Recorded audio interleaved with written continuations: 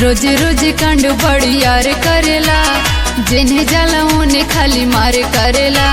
ये तो सही कहलू हो। रोज रोज कांड बड़ी यार करेला, जिन्हें जाला उन्हें खाली मार करेला। अच्छा। पागल भइल पर शासन पूरा, कब तक ऐसन चाहल रही, कब तक ऐसन चाहल रही। अरे जब तक सूरज चांद रही तो मजनुआ जान बदमाश रही। जब तक सूरज चांद रही तो मजनुआ जान बदमाश रही।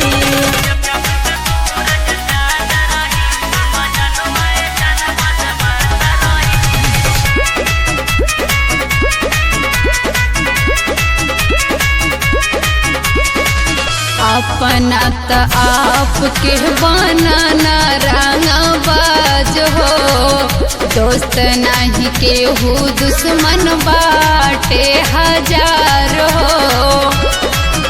एक बतिया तू सबसे कह रानी, रंगबाज हम जनुआ न डरा रानी।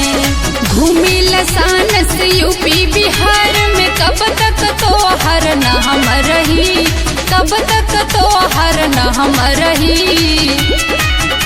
और जब तक सूरज चांद रही तो मजनुआ जान बदमाश रही। जब तक सूरज चांद रही तो मजनुआ जान बदमाश रही।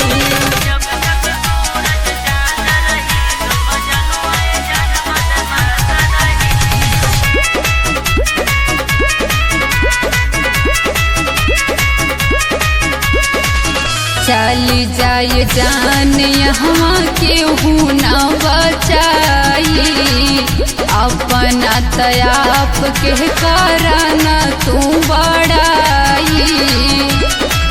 हमरे नाम के गोदाना गोदाला रानी, केहू नजर उठा के नहीं देखी रानी। सल्लू सलेंदर हवेल भरवा, हमके कैसन डहर रही, हमके कैसन डहर रही। और जब तक सूरज चांद रही तो मजनुआ जान बदमाश रही। जब तक सूरज चांद रही तो मजनुआ जान बदमाश रही।